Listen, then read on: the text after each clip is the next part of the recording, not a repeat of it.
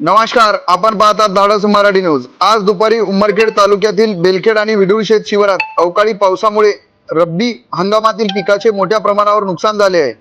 मिळालेल्या माहितीनुसार काढणीसाठी तयार असलेली गहू, हरभरा तसेच इतर हंगामी पिके अचानक आलेल्या पावसामुळे जमिनीवर आडवी पडली असून उत्पादकावर गंभीर परिणाम झाला आहे।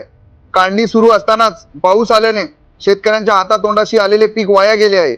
बेलखेड परिसरातील काही शेतांमध्ये पाणी साचल्याने पिकांच्या गुणवत्तेवरही परिणाम होण्याची भीती व्यक्त केली जात आहे।